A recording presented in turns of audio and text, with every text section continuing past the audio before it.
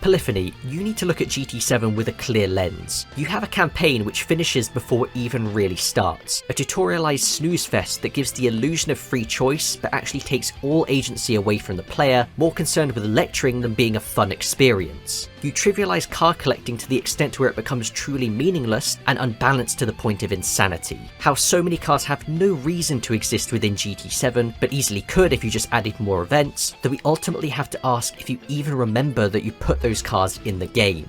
Your AI is used so poorly that whether the player is crashing at every other turn or putting in the best laps of their life, the result will almost always be the same. They can barely be considered races. They struggle to navigate sections of track which they had no problem dealing with 20 plus years ago, and are so unaware that they can't even begin to comprehend the idea of sportsmanship which you preach to us as players. You've heavily modified some of the most iconic corners from your classic circuits for the sake of a game mode which only a fraction of your players even care about. Your progression can be broken so easily that I can have millions of credits within minutes of starting the game, and can then spend that money to not even have to play the game, skipping most of the races entirely, which is incredible given just how few races you even put into the game in the first place, leaving out so many events which were not only beloved by fans, but would give the cars which you so desperately want us to collect actual meaning in the game.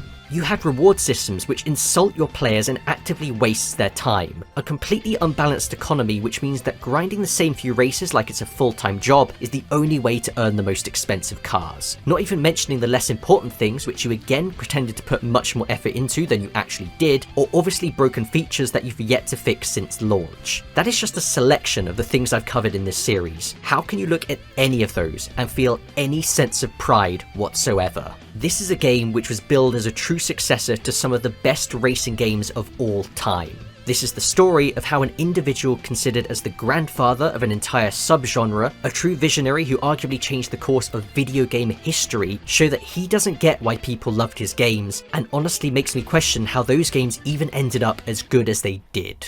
Despite all of this, I'm still going to keep my eye on Gran Turismo 7, but I don't expect much, and I don't think that anybody else should either. But for now, all I have to say is that yes, Gran Turismo is still my favourite game.